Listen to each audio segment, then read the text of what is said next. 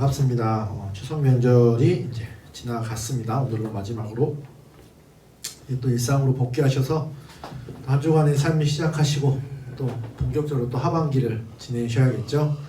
특별히 올 한 해 계속 코로나로 어려워서 지내고 있지만 또 위축되지 마시고 특별히 또 한 해를 또 잘 마무리하시고 하나님의 은혜가 또 충만하기를 소망합니다. 오늘은 하나님 말씀 이어서 또 마태복음 강의를 계속 할 텐데요. 지난주 말씀을 약간 복귀해 볼까요? 지난주 예수 그리스도의 족보에 대해서 함께 나눴습니다. 근데 족보가 14대 14대 14로 세 부분으로 나눠진 것을 우리는 봤죠. 그리고 그 세 부분으로 나눠진 14대 14대 14의 의미는 다름이 아니라 다윗을 나타내는 숫자 14로 맞추어서 다윗을 나타내기 위해 14라는 숫자로 맞추어서 이렇게 족보가 쓰여졌다는 것을 말씀드렸습니다. 그렇게 이제 아브라함과 다윗의 자손인 예수 그리스도가 나심을 말씀하고 있는데 중요한 것은 이 족보가 나타내고자 하는 것은 혈통이 아니라 언약의 성취라는 것을 말씀드렸죠. 혈통을 나타내려고 하면 예수 그리스도의 그 족보 안에 있던 모든 사람들이 다 기록되어야 하지만 마태는 의도적으로 14라는 숫자에 맞췄고 그리고 그 안에 빠진 사람들이 있는 것을 보아서 혈통을 증명하는 것이 아니라 유대인들에게 예수 그리스도의 오심은 구약부터 예언된 하나님의 말씀의 성취라는 것을 강조하기 위해서 족보를 썼음을 지난번에 함께 나누었습니다. 그리고 그 예언의 성취의 하나님이 지금도 역사하신다는 걸 함께 나눴는데요. 여러분 한 주간의 삶에서 그 예언을 성취하신 하나님을 만났는지 모르겠습니다. 또 오늘 말씀 나눌 때 여러분의 삶 가운데 하나님의 은혜가 좀 충만했으면 좋겠고 그것이 이곳에서 끝나지 않고 여러분의 삶의 자리에서 이렇게 체험하고 경험할 수 있는 귀한 은혜가 넘쳐나길 소망합니다. 자, 오늘 말씀은 이제 이어서 예수님의 오심에 대해서 계속 이야기를 하려고 합니다. 특별히 이제 요셉과 마리아가 나오는데요. 한 절 한 절 보면서 그 은혜를 나누려고 합니다. 먼저 18절 말씀을 보면 이렇게 기록되어 있습니다. 예수 그리스도의 나심은 이러하니라. 그의 어머니 마리아가 요셉과 약혼하고 동거하기 전에 성령으로 잉태된 것이 나타났더니 라고 나와 있습니다. 이 말씀을 보면 여기에서 예수 그리스도의 나심이 이러하니 그의 어머니 마리아가 누구와 요셉과 약혼하고 라고 지금 기록되어 있죠. 여기서 우리가 하나 주목해야 될 것은 약혼을 주목해야 됩니다. 자, 우리도 약혼을 드리는 경우가 있죠. 저는 사실 본 적이 없어요. TV에서나 약혼 올리는 것을 봤지 실제로 제 주위에서 약혼을 하고 결혼식을 하는 사람은 사실 본 적은 없는데 TV나 드라마 또는 뭐 좀 잘 사는 부유층에서 약혼식을 하기도 하죠. 그거는 결혼을 예비해서 우리가 결혼할 걸 약속하는 게 약혼이잖아요. 그래서 약혼을 하게 되면 법적인 효력은 없지만 그냥 약속의 관계 안에서 결혼을 한 거라는 걸 다른 사람들에게 알리는 거니까 거의 결혼한 부부와 같잖아요. 근데 사실은 법적인 부부는 아니죠. 근데 오늘 말씀에 나오는 유대인들의 약혼은 조금 달랐어요. 왜냐하면 결혼 문화가 우리랑 다르기 때문에. 유대인들의 약혼은 결혼을 약속하는 건 똑같은데 이미 이 약혼 때부터 부부가 되는 거예요. 그러니까 더 자세히 말하자면 이때부터 이미 법적인 효력을 가져요. 그래서 유대인들은 부부가 되기 전에 약혼을 다 하는데 그 약혼식 때 서약서를 써요. 죽음 위에는 우리 두 사람을 갈라놓을 수 없다는 그 서약서를 쓰는데 그것을 포도주를 따라서 반잔을 마시고 반잔을 부음으로써 그 언약을 지키겠다는 표징으로 삼아요. 그게 이제 약혼식에 반드시 들어갑니다. 그래서 이것은 거의 법적인 절차이기 때문에 이미 약혼을 올리면 두 사람은 부부가 된 것과 같아요. 그러면 결혼식은 언제 올리냐? 결혼식을 바로 올리지 않아요. 최소한 1년 정도 이상의 시간이 걸려요. 근데 재밌는 건 뭐냐면 약혼을 하고 이렇게 약혼을 하면은 내 아내가 있으면 그 아내를 내가 만나서는 안 돼요. 결혼하기 전까지는. 우연을 가장해서 만나는 그것도 안 되고 둘이는 절대 만나서는 안 돼요. 결혼하기 전까지. 그러면 그 1년이 넘는 시간 동안 뭘 하느냐? 남자가 준비를 하는 거야. 아내를 맞을 준비를. 집에 가서 아내와 함께 살 집을 마련해요. 집을 짓고 그 안에 가재도구를 마련하고 아내와 살 집의 터전을 마련해요. 그리고 그 남자의 아빠가 보기에 이제 너 아내를 맞을 준비가 됐어. 네 아내가 이제 와도 될 것 같아 하고 그 아버지의 허락이 떨어지면 그때 이제 그 아들이 가서 그 여자를 데려오고 결혼식을 올리는 거예요. 자, 약혼을 해서 이미 부부의 관계는 들어갔지만 둘이 만나지 못한다는 것은 둘이 관계를 가질 수도 없다는 거죠. 그러니까 결국 아이를 가질 수 없는 건 더더욱 안 될 일이죠. 근데 오늘 말씀해 보니까 뭐라고 나와 있어요? 약혼하고 동거하기 전에 둘이 약혼을 했어요. 부부 관계는 됐어요. 그런데 성령으로 잉태된 것이 나타났더니, 자, 약혼은 했지만 아직 처녀인 몸에 지금 예수 그리스도가 잉태된 거예요. 임신을 한 거죠, 쉽게 말해서. 자, 이러한 일이 지금 마리아에게 일어났어요. 그러면 이걸 알게 된 요셉의 마음은 어땠을까?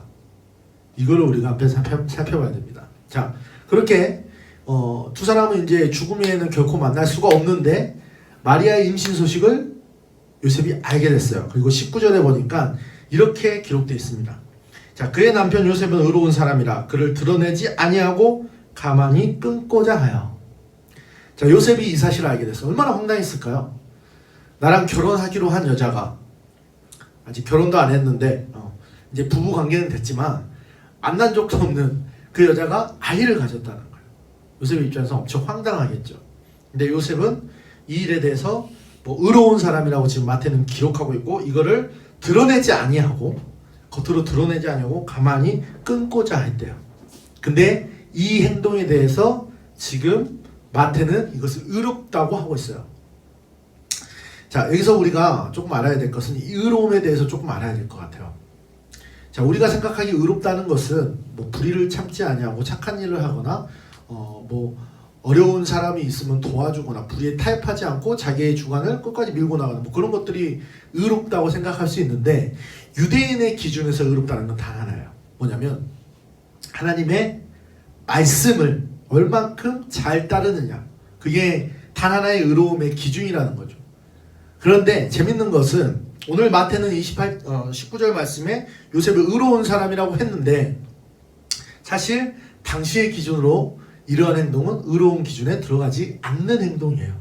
왜냐하면 여러분 한번 찾아볼까요? 신명기 22장 23절부터 한번 찾아볼까요? 신명기 22장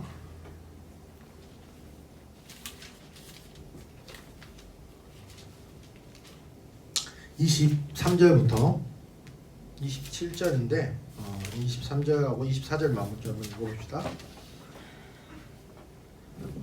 신명기 22장 23절부터 27절인데 23절하고 4절만 읽어볼까요?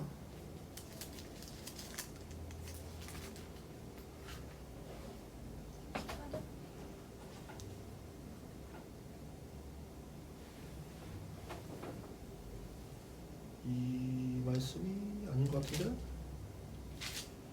23절이구나. 22절. 예, 맞습니다. 한번 읽어보겠습니다. 23절하고 24절만 한번 읽어볼게요. 함께합니다. 시작. 처녀인 여자가 남자와 약혼한 후에 어떤 남자가 그를 성읍 중에서 만나 동침하면 너희는 그들을 둘 다 성읍 문으로 끌어내고 그들을 돌로 쳐 죽일 것이니 그 남자는 그 이웃의 아내를 욕보였음이라. 너는 이같이 하여 너희 가운데에서 악을 제할지니라. 자, 이 말씀을 보면 자, 처녀인 이거 지금 마리아의 경우에 완전 해당하는 거죠. 처녀인 여자가 남자가 약혼을 했어요. 지금 요셉이 마리아 약혼한 것처럼 약혼한 후에 어떤 남자가 그를 만나 동침하면 자, 동침의 확실한 증거가 나와버렸어요. 어떻게 됐죠? 임신을 해버렸어요. 마리아가. 그러면 어떻게 해야 되냐면 성읍 문으로 끌어내고 그들을 돌로 쳐 죽일 것이니. 그러니까 결혼한 유부녀가 다른 남자와 관계를 가지면 어떻게 해야 하는 벌을 내야 돼요? 돌로 쳐 죽여야 돼요. 남자도 여자도 둘 다. 그게 그 당시의 법이었어요. 그러면 요셉이 그 당시의 법대로 의로운 사람이면 마리아를 어떻게 해야 돼요? 그쵸? 이 일을 추궁해야 돼요. 자, 그 뒤에 이어지는 말씀은 만약에 이것이 강제적인 것에 의한 것이면 여자는 죄가 없고 남자에 대한 해만 가할 것이라는 걸 말하고 있는 거예요. 그러면 어쨌든 지금 19절에는 의로운 사람이 그를 드러내지 아니하고라고 했어요. 근데 만약에 그 시대가 말하는 의로운 사람이었다면 요셉이 율법을 잘 지켜서 율법대로 행하려고 하는 그런 의로운 사람이었다면 마리아를 데려다 추궁을 했어야 돼요. 너 어떻게 해가졌어? 그리고 그를 다 드러냈어야 돼요. 그리고 그 사실 여부에 따라서 마리아도 죽을 수 있어요. 그런데 요셉은 그런 행동을 하지 않았어요. 지금 이 마태가 의도적으로 의로운 사람이라고 했지만 당시의 시선과는 전혀 다른 의로움을 지금 말하고자 하는 거예요. 그러면 여기서 마태가 말하고자 하는 의로움의 기준, 그 당시의 기준이 아니라 새로운 의로움의 기준은 무엇이었을까? 그걸 알아볼 필요가 있습니다. 자, 마태복음 앞으로 넘어가서 5장 20절을 볼까요?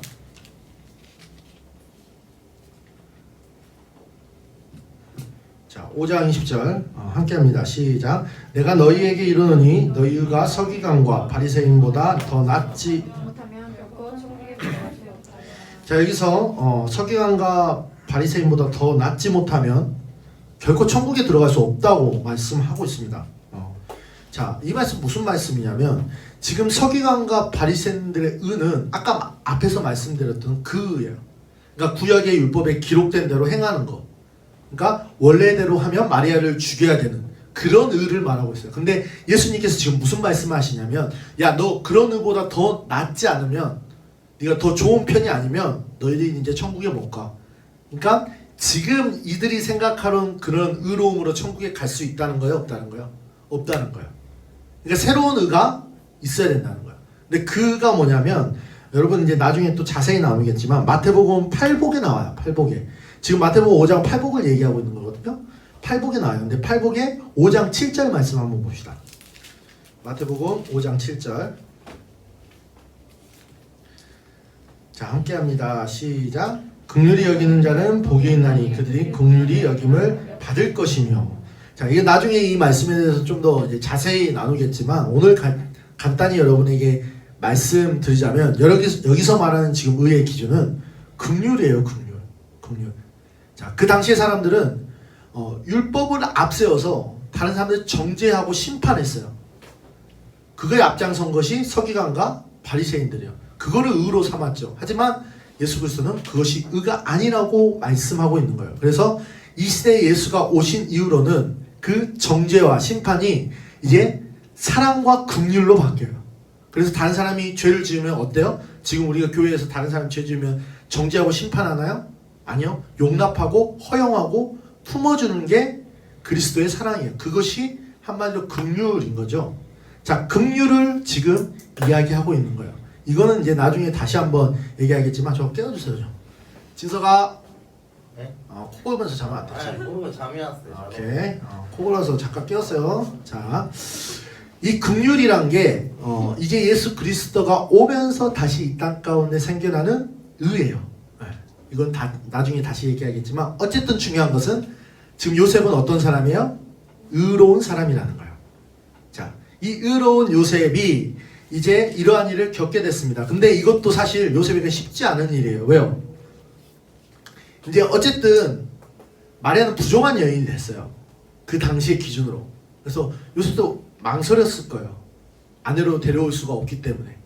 그래서 요셉은 이것을 가만히 끊고자 했는데 꿈에 주의 사자가 나타나서 요셉에게 말을 합니다. 그것이 20절 말씀에 기록되어 있어요. 자, 이 일을 생각할 때 주의 사자가 현몽하여 이르되, 이제 현몽했다는 꿈에 나타났다는 거예요. 자, 현몽하여 이르되 다윗의 자손 요셉아, 내 아내 마리아 데려오기를 무서워하지 말라. 요셉은 무서워했나 봐요. 그래서 무서워하지 말라 그러죠. 그리고 아이 여기서 네 아내라고 지칭을 해버려요. 네. 마리아를 아내라고 지칭합니다. 그래서 그 아내를 데려올 것을 무서워하지 말라라고 말하며 그가 아이를 갖게 된 경위에 대해서 얘기하죠. 그에게 잉태된 자는 성령으로 된 것이라. 이것도 굉장히 중요한 사실이죠. 자, 이렇게 성령으로 잉태돼서 그 후에 이 이름을 뭐라고 짓고 그리고 이 아이가 왜 낳는지까지 21절에 이야기해줘요. 21절에 보니까 아들을 낳으리니 이름을 예수라 하라. 이는 그가 자기 백성을 그들의 죄에서 구원할 자임이라 하심이라.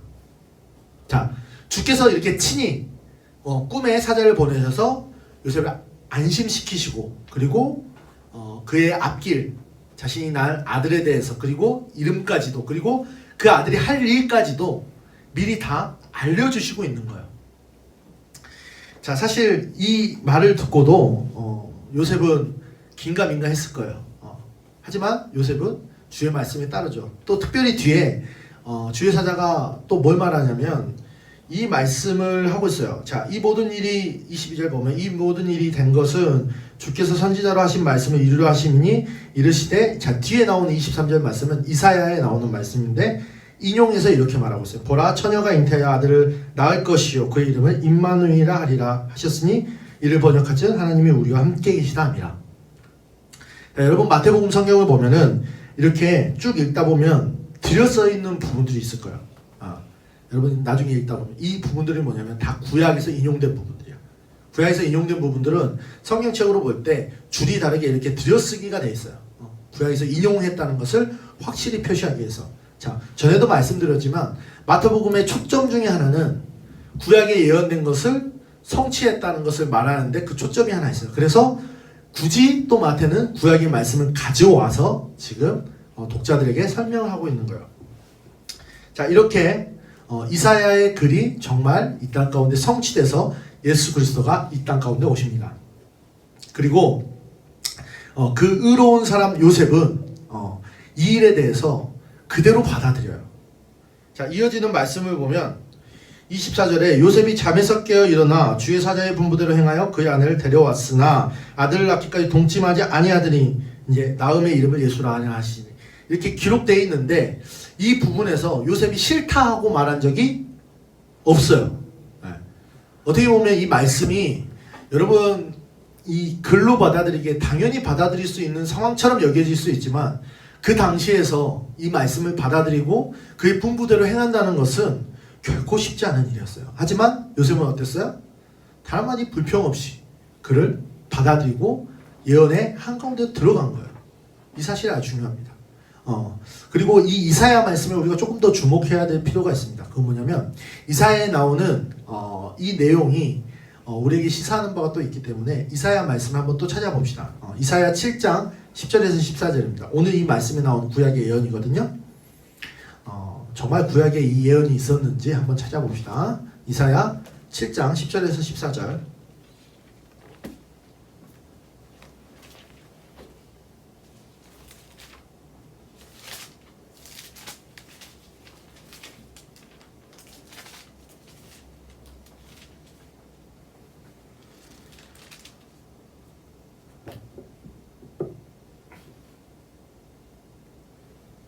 자, 한 절씩 읽으면서 제가 보면서 여러분이 설명해 드릴게요. 자, 여호와께서 또 아하스에게 말씀하여 이르시되 11절 보면 너는 내 하나님 여호와께 한 징조를 구하되 깊은 데에서든지 높은 데에서든지 구하라 하시니. 자, 이게 지금 무슨 말이냐면, 자, 아하스는 남유다라는 곳의 왕이에요. 여러분 이스라엘이 둘로 쪼개진 거 아시죠? 이스라엘이 원래 하나였는데 다윗 솔로몬까지는 한 왕국이었는데 그 이후로 두 개로 쪼개져요. 우리처럼. 우리 남한 북한에 있는 것처럼 이스라엘도 남유다와 북이스라엘로 쪼개져요. 두 개로 이렇게 쪼개지는데, 북이스라엘에 있는 왕이 이제 아수르란 그 당시 굉장히 강대고 아수르와 동맹을 맺고 쳐들어오려고 하는 거예요. 남유다를. 남유다 입장에서는 지금 비상이 걸렸어요. 당장이라도 나라가 멸망하게 생긴 만국의 위기에 처한 거죠. 그래서 아하스 왕이 지금 두려워하고 있어요. 근데 그 두려워하는 아하스 왕을 알고 이제 하나님께서 말씀하시는 게 11절에 이사야 선지자를 통해서 말하죠. 너는 내 하나님 여호와께 한 징조를 구하되 깊은 데서든지 높은 데서든지 구하라 하시니. 이게 무슨 말이냐면 너 무서워하지 말고 하나님께 얘기해. 그걸 이사야 선지자를 통해서 아하스 왕에게 지금 이야기하고 있는 거예요. 그런데 12절 말씀 보면 이렇게 말해요. 아하스가 이르되 나는 구하지 아니하겠나이다. 나는 여호와를 시험하지 아니하겠다 한지라. 자, 12절 말씀을 보니까 아하스 왕이 나는 구하지 아니하겠나이다. 나는 여호와를 시험하지 아니하겠나이다. 이렇게 말하고 있어요. 자, 이 말이 여러분 얼핏 보시기에 굉장히 믿음 있는 말처럼 보일 수 있어요. 내가 구하지 않겠습니다. 시험하지 않겠습니다. 뭐 하나님이 다 해주실 것을 믿습니다. 뭐 이렇게 들릴 수도 있지만 사실 전혀 그렇지 않은 말이에요. 이건 약간 비꼬는 말이에요. 나는 안 구할게요. 하나님은 시험하지도 않아요. 그러니까 이건 아주 쉽게 말하면 나는 하나님께 기대가 없어요. 지금까지 뭐 하시다가 나한테 이러는 거예요? 이렇게 이걸 비꼬아서 말하는 사실 믿음의 말이 아니라 믿음이 없어서 하는 말이에요. 지금 이 말을 지금 하고 있는 거예요. 그래서 이어지는 이사야의 말을 보면 13절에 이사야가 이르되 다윗의 집이여 원하건대 들을지어다 너희가 사람을 괴롭히고서 그것을 작은 일로 여겨 또 나의 하나님을 괴롭히려 하느냐. 지금 하나님을 괴롭게 하지 말라는 거예요. 그리고 우리가 보는 14절에 예언이 나오는 거예요. 그러므로 주께서 친히 징조를 너에게 주실 것이라 보라 처녀가 잉태하여 아들을 낳을 것이요 그의 이름을 임마누엘이라 하리라. 자, 지금 이러한 상황에서 이 말이 나왔어요. 근데 우리가 여기서 주목해야 될 건 뭐냐면 그 14절의 예언이에요. 14절의 예언에 조금 우리가 본 오늘 마태복음 말씀과 다른 부분이 있어요. 뭐냐면 구약의 말로 지금 처녀라고 기록된 이 말이 뭐라고 기록하냐면 알마라는 말로 기록되어 있어요. 알마. 근데 이 알마라는 말이 처녀의 뜻이 아니라 처녀라는 뜻이 아니라 젊은 여자라는 뜻이에요. 젊은 여자. 처녀가 아니라 젊은 여자. 좀 다른 뜻이죠. 그리고 처녀라는 히브리어는 따로 있어요. 사실 베툴라라는. 그러니까 처녀라는 말이 없어서 알라라는 말을 쓴 게 아니라 알마라는 말을 쓴 게 아니라 베툴라라는 처녀라는 단어가 있음에도 불구하고 지금 알마라는 젊은 여자라는 단어를 썼어요. 그러면 우리가 알마라는 단어로 이 말을 생각해보면 너무나 당연한 말로 해석이 돼요. 처녀가 아들을 낳은 게 아니라 젊은 여자가 잉태하여 아들을 낳을 것이니 그 이름이 임마누엘이라는 거. 이건 너무 당연한 얘기 아니에요? 늙은 여자가 아이를 낳는 게 당연한 게 아니라 젊은 여자가 낳는 게 당연하다고 생각하잖아요. 이게 무슨 말이야? 라고 아하스 왕은 생각했을 거예요. 근데 이렇게 이야기를 하고 있어요. 그런데 놀라운 것은 지금 세월이 흘러서 요셉에게 인용된 말을 보면은 여기에 쓰여진 말은 이 처녀라는 말이 파르데모스라는 말로 쓰여 있어요. 이거는 완벽히 처녀라는 말이에요. 그러면 하나님께서 왜 이렇게 이야기하셨는가를 우리가 생각해 봐야 돼요. 자, 예언은 투명하고 선명하고 바로 알 수 있게끔 설명해 주는 것이 훨씬 낫겠죠. 그런데 하나님이 굳이 젊은 여자라는 단어를 썼어요. 왜 그러셨을까요? 여기에 우리가 좀 집중해야 된다는 거예요. 자, 마태복음 13장 14절 15절을 찾아봅시다. 마태복음 13장 14절 15절.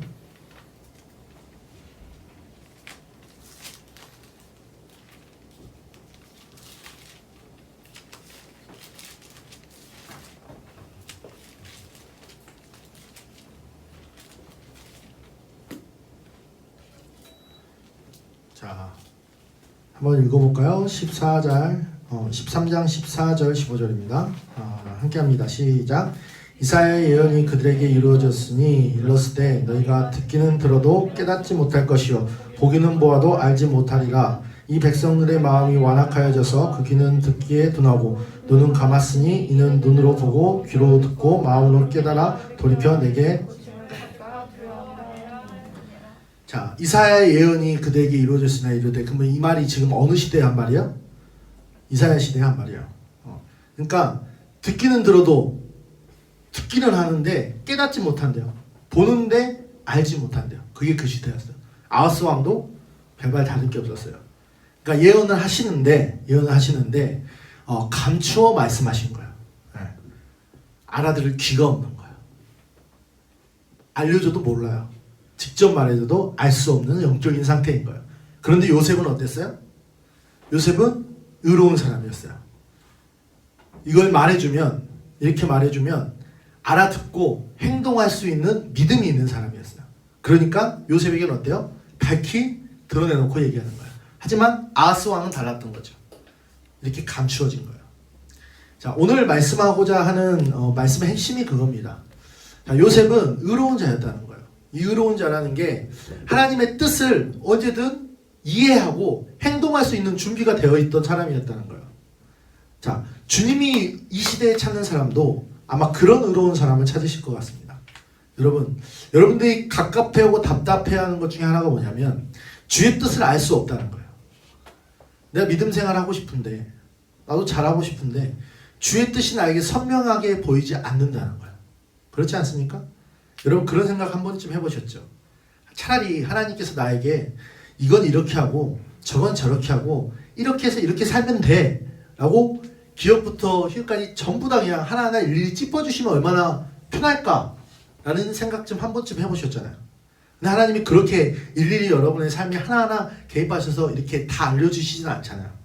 그런 게 너무 갑갑할 때가 있잖아요. 네. 지금 그 얘기를 하는 거예요. 여러분, 주의 뜻을 분별하실 수 있어야 돼요. 물론 우리가 정확하게 실수 없이 하나님의 뜻을 A부터 Z까지 전부 다 틀림없이 그때그때 확실하게 밝혀내면서 살아갈 수는 없을 거예요. 그건 무리일 수 있어요.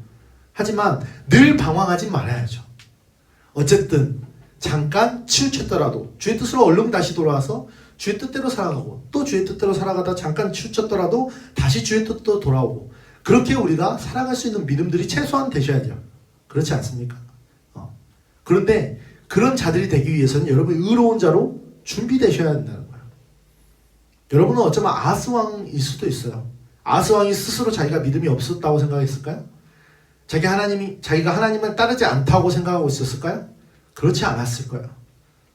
본인도 하나님을 충분히 안다고 생각했고 하나님을 따른다고 생각했을 거예요. 하지만 하나님의 입장에서 보니까 어때요? 하나님의 마음을 괴롭게 하는 거예요. 여러분도 그럴 수 있다는 거예요. 지금 어쩌면 하나님이 이 시대에 수많은 그리스도인들 그리고 특별히 여러분들에게 말씀하고 있을 수 있어요. 이 코로나 시대, 이 어려운 시대 너희 믿음은 어떠냐 하고 우리에게 도전하고 계실 수 있다는 거예요. 그런데 누군가는 아하스 왕처럼 그 메시지를 캐치하지 못하고 하나님 우리에게 왜 이런 어려움 주는 거예요? 나 진짜 살기 어려워 죽겠어요. 나 좀 편하게 살게 좀 해주시지. 이거 어떻게 하라는 거예요? 하고 받아들일 수도 있고 또 어찌 보면 요셉 같은 사람은 이 어려움 속에서도 주의 뜻을 확실히 캐치하여서 주의 뜻을 이루면서 살아갈 수 있는 믿음의 사람도 있을 거란 말이에요. 여러분은 어떤 사람입니까? 의로운 자입니까? 준비된 자입니까? 요셉과 같은 사람입니까? 아니면 아하스 같은 사람입니까? 여러분 이 시대는 의로운 자가 필요해요. 그 의로운 자는 요셉과 같이 하나님의 뜻을 바로 알고 행할 수 있는 그런 믿음의 사람이에요. 바라기는 여기 모인 모든 청년들이 그러한 의로움을 갖기 소망합니다. 네. 세상이 말하는 여러분 거칠애로 나타내는 의로움이 아니라 정말 하나님이 말씀하시는 그 뜻을 이해하고 행할 수 있는 그런 의로운 자가 되기를 원합니다. 자, 한 가지 예화를 드리고 말씀을 정리합니다. 한 왕이 신하들을 시험하기 위해서 신하들 한 자리에 모았어요. 그리고 우물에 물을 가득 채운 사람에게 자신의 가장 아끼는 신하의 자리를 주겠다 약속해요. 그래서 많은 신하들이 그 뜻을 이행하고자 움직입니다. 그런데 그 우물에 물을 채우려고 하는데 그 우물에는 구멍이 뚫려 있었어요. 바깥쪽으로 나가는 구멍이 뚫려 있었어요. 그래서 아무리 물을 부어도 물이 채워져요? 안 채워져요? 안 채워져요. 다 빠져나가는 거예요. 그래서 다른 모든 신하들이 그 우물을 채울 방법을 머리를 굴리기 시작했어요. 어떤 사람은 거기다 모래를 넣고 물을 붓기 시작하고 어떤 사람은 돌을 채우기도 하고 어떤 사람은 그곳에 뚜껑을 만들어서 물을 채우기도 하고 여러 가지 방법으로 물을 채우기 시작해요. 그리고 각자의 많은 방법으로 물을 다 채우고 왕에게 가서 물을 다 채웠습니다 라고 얘기를 해요. 근데 한 신하만 왕이 그냥 시킨 대로 그냥 계속 물을 붓고 물을 채우려고 해요. 계속 그렇게 움직여요. 그리고 시험이 끝났어요. 그리고 왕이 한 말이 다른 모든 신하들을 물리고 좀 어리석게 행동한 그 한 신하를 불러다가 자신의 채측근으로 삼았어요. 밑빠진 독에 계속 물을 부었던 그 신하를 측근으로 삼았어요. 이유는 뭐냐면 나는 내 뜻대로 행하는 자, 내 말대로 행하는 자를 찾았다는 거예요. 네. 어리석어 보이지만 바보같이 보이지만 그 이유를 불문하고 내 뜻대로 행하는 그 사람을 찾았다는 거예요. 주께서 찾으시는 사람이 그런 사람입니다. 여러분 이 시대의 생각으로 의로움을 생각하지 마시고 또 하나님을 판단하지 마시고 주께서 말씀하시는 그 말씀의 진리를 바로 깨달으시고 그 말씀대로 행동하며 주의 뜻을 이룰 수 있는 우리 행복한 게 청년들이 되시기를 주님의 이름으로 간절히 소망합니다. 기도하고 하나님 말씀 마치겠습니다.